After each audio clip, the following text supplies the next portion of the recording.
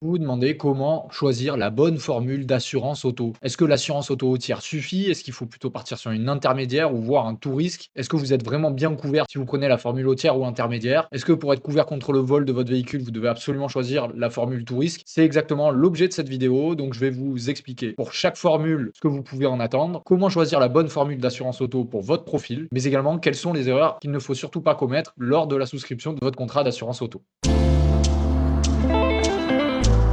Alors d'abord, pour vous expliquer de manière générale, il y a 3 critères très importants qu'il faut retenir pour choisir la bonne formule. C'est d'abord la valeur de votre véhicule et quand je parle de valeur, c'est autant financier que sentimentalement parce qu'on peut être très attaché à son véhicule et donc il faut le prendre en compte pour choisir son assurance. Et également savoir quel est votre budget mensuel maximal que vous êtes prêt à investir pour votre contrat d'assurance auto et également à quel point vous êtes prêt à accepter les risques non couverts par votre assurance auto. Est-ce que par exemple, vous souhaitez absolument faire assurer votre véhicule contre le vol? Est-ce que vous avez besoin d'une assistance 0 km? Tout ça, on le verra ensemble, les garanties principales, qu'elles soient obligatoires ou facultatives. Mais il faut déjà avoir ces 3 critères en tête pour bien comprendre comment vous pouvez choisir votre assurance. Ensuite, juste pour vous dire en général, la différence entre les 3 formules. Alors, d'abord, la formule au tiers de l'assurance auto, elle couvre le minimum légal, c'est-à-dire votre responsabilité civile si jamais vous causez des dommages à quelqu'un par l'intermédiaire de votre véhicule. Donc, si jamais vous causez un accident, par exemple, vous renversez un piéton, l'assurance au tiers va venir indemniser le piéton à votre place. Et donc, c'est pour ça que c'est le minimum obligatoire en France. On ne peut pas rouler sans assurance auto au tiers au minimum. Ensuite, il y a l'assurance intermédiaire. Parfois, on entend chez certains assureurs tiers plus. Elle ajoute des garanties facultatives. Je vais vous dire lesquelles tout à l'heure, mais en gros, c'est plutôt vol, incendie, bris de glace, etc. Ça va dépendre des assureurs. Et enfin, la formule tout risque, c'est celle qui a vocation à couvrir le plus de risques possible. Pareil, ça peut varier d'un assureur à un autre. Donc, il faut vraiment regarder le détail pour savoir ce que vous pouvez en attendre comme couverture. Et donc, du coup, forcément, qui dit plus de risques assurés dit un tarif plus élevé, c'est logique. Alors maintenant, voyons un petit peu plus en détail chaque formule. Donc la première, l'assurance au tiers, donc c'est minimum légal, je vous le disais, c'est une base obligatoire pour tout le monde. Ça vous couvre contre les dommages que vous causez aux autres. C'est donc une assurance responsabilité civile dédiée à votre véhicule. Et donc de toute façon, vous ne pouvez pas rouler avec votre voiture si vous n'avez pas au moins cette assurance. Alors, pour toutes les personnes qui ont un véhicule dont la valeur, qu'elle soit sentimentale ou financière, est très faible, que par exemple il s'agit d'un véhicule ancien ou d'un véhicule abîmé, vous voulez juste respecter les dispositions légales, c'est-à-dire rouler en toute légalité, alors ce sera le contrat pour vous, puisqu'en fait, il va vous couvrir si jamais vous causez des dommages. Par contre, si jamais il a endommagé quelqu'un l'oreille, que vous emboutissez la carrosserie, etc.,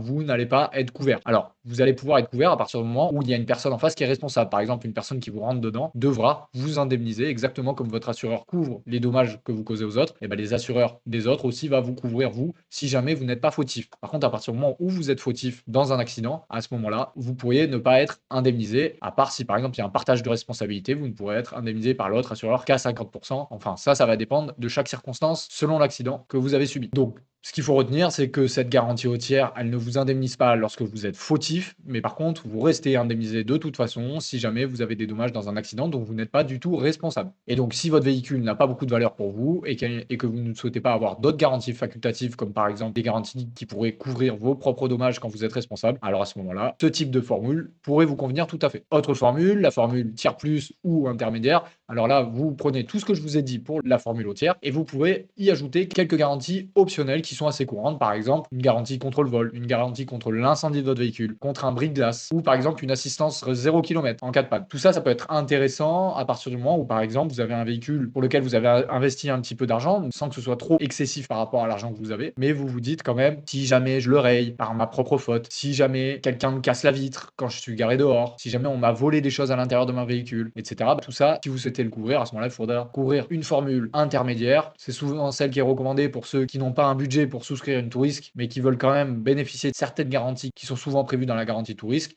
Et donc, ça peut être un bon compromis, à condition, bien sûr, de regarder toutes les exclusions au contrat, c'est-à-dire toutes les fois où votre assureur a le droit de ne pas intervenir si jamais une condition se réalise. Je prends un exemple, une garantie contre le vol. Si jamais il n'y a pas de trace d'effraction et que vous avez laissé ouvert votre véhicule, la plupart des assureurs ne vont pas vous assurer. Donc, il faut vraiment regarder quelles sont les conditions d'application de la couverture en question, de la garantie en question, et ensuite souscrire. Je sais que ça peut être embêtant de mettre le nez dans vos contrats et regarder bien les devis, etc. avant de souscrire, mais vraiment, vous vous remercierez le jour où vous avez vraiment un sinistre qui arrive pour la garantie correspondante. Enfin, la formule tout risque, comme son nom l'indique, elle comprend non seulement la formule lautière dont je vous ai parlé au début, mais également de nombreuses autres garanties qui sont pour la plupart facultatives, c'est-à-dire que la loi ne vous oblige pas à les souscrire, mais c'est plutôt des garanties qui vont pouvoir venir compléter le minimum légal, et notamment si par exemple vous êtes responsable d'un accident de la route à 100% et que vous vous blessez, pour autant votre assureur ne va pas vous opposer votre faute, mais va pouvoir appliquer, selon les conditions de votre contrat, les indemnisations correspondantes à vos blessures, alors que vous êtes vous-même fautif à 100% pour l'accident. Également une garantie contre le vol qui va être plus complète, par exemple une indemnisation qui va prendre en compte la valeur à neuf de votre véhicule et non pas la valeur estimée au moment de l'accident. Donc ça peut être hyper avantageux pour vous. Mais par contre, ce type de formule va s'adresser plus à des personnes qui ont un bon budget et donc qui vont pouvoir encaisser le coût d'une prime annuelle ou mensuelle bien plus importante que pour les deux autres contrats. Ici aussi, avant de souscrire, regardez bien les exclusions au contrat, les plafonds d'indemnisation, mais également les franchises que vous avez à payer pour chaque garantie, c'est-à-dire le montant que vous avez à payer pour déclencher la garantie pour la couverture correspondante. Si jamais vous souhaitez souscrire ce type de contrat, je vous invite vraiment à regarder quelles sont les garanties incluses à l'intérieur de contrat. Pour un prix en apparence pas très cher, vous allez pouvoir trouver une assurance tourisme. En réalité, vous allez regarder les détails du contrat, il va y avoir plein d'exclusions, il va y avoir plein de garanties facultatives qui ne sont pas comprises dans l'assurance auto-tourisme. Donc c'est pour ça qu'il faut regarder chez différents assureurs pour pouvoir être certain de faire une bonne affaire. Et d'ailleurs, je vous donnerai un moyen très concret et pratique en ligne pour pouvoir comparer rapidement différents devis de différents assureurs sans perdre votre temps et pratiquement instantanément. Mais avant ça, je voulais vous parler du prix moyen en 2026 selon les formules. Les chiffres, ce sont des moyennes. Donc si vous renseignez par exemple votre profil d'assuré pour obtenir un devis, potentiellement ça peut être différent pour vous selon votre coefficient bonus-malus, selon votre profil d'assuré, votre historique de sinistre, etc. Mais c'est pour vous faire une idée. Si jamais vous avez aucune idée du prix de l'assurance auto en 2026, sachez que c'est à peu près 650 € par an quand vous choisissez une formule hautière, 800 € par an en intermédiaire et tout risque, jusqu'à 1100 € par an. Je vous parlais des profils assurés qui peuvent faire varier le prix. Par exemple, ce serait le cas si vous êtes un jeune conducteur. Globalement, vous allez avoir des offres qui seront plus chères que pour une personne qui a plusieurs années de permis sans sinistre. Donc ces chiffres sont là pour vous donner une idée et moi je vous invite réellement avant de souscrire de faire des devis personnalisés. Et pour poursuivre justement, pour savoir ce qui fait varier le prix, sachez qu'il y a non seulement le profil de l'assuré, comme je vous disais, coefficient malus, vos antécédents de permis, votre ancienneté de permis depuis quand vous conduisez, donc également votre véhicule, la puissance de votre véhicule, l'historique de votre véhicule, est-ce que c'est un véhicule neuf, est-ce que c'est un véhicule d'occasion, combien de kilométrage il a, quelle motorisation. Le contrat lui-même va changer, je vous parlais de la franchise pour chaque garantie correspondante, également des plafonds d'indemnisation, des exclusions, des options au contrat, de l'usage que vous faites de votre véhicule, si vous faites beaucoup de kilomètres chaque semaine, est-ce qu'il est garé dehors, est-ce qu'il est garé en sécurité, est-ce qu'il est dans un garage fermé, dans quelle zone géographique vous vous trouvez. Tout ça, ce sont autant de facteurs qui vont faire varier votre prix d'assurance auto. Et donc, c'est important de renseigner tous ces éléments dans les devis personnalisés pour avoir des prix qui soient en réalité calqués à votre profil à vous. D'ailleurs aussi, ce qu'il faut savoir, c'est que ce prix est en constante augmentation depuis quelques années. Chaque année, on voit que le tarif de l'assurance auto augmente. Et j'ai d'ailleurs fait une vidéo à ce sujet, n'hésitez pas à le regarder. Et donc, c'est intéressant de profiter d'une loi qu'on appelle la loi Hamon, puisque chaque année, vous avez le droit de résilier votre contrat d'assurance auto sans frais et sans résiliation. Et donc, c'est un bon levier pour changer d'assurance auto. Si c'est pas chaque année, mais au moins de temps en temps, faites le point sur vos tarifs d'assurance auto. Donc, je dis ça pour ceux qui ont déjà un contrat d'assurance auto. Sachez que vous avez ce levier-là. Si ça fait plus d'un an que vous avez votre contrat, n'hésitez pas à également comparer les tarifs qui se font actuellement selon votre profil pour les garanties dont vous avez besoin. Et justement, pour ces personnes qui souhaitent changer d'assurance auto ou pour les personnes qui souhaitent souscrire pour la première fois à une assurance auto, j'ai un outil qui est très pratique sur mon site internet qu'on appelle un comparateur d'assurance auto qui est mis à disposition par mon partenaire. Vous allez sur legassure.fr/comparateur assurance auto, vous allez directement dans la description, vous cliquez sur le lien. C'est un outil qui est à la fois gratuit et sans engagement. Il vous permet de faire plus de 400 € d'économie en moyenne sur votre contrat d'assurance auto lorsque vous l'utilisez. Donc n'hésitez pas à au moins essayer, puisque de toute façon vous n'êtes pas engagé par la démarche tant que vous n'avez pas souscrit auprès du nouvel assureur. Et sachez que si jamais vous souscrivez directement via le comparateur, derrière ce sera le nouvel assureur qui va se charger de résilier votre ancienne assurance. Vous n'aurez rien à faire. Donc en gros, n'hésitez pas à utiliser ce levier parce que vous pouvez faire des dizaines d'euros d'économie chaque mois grâce à cet outil. Voilà, j'en ai terminé pour cette vidéo.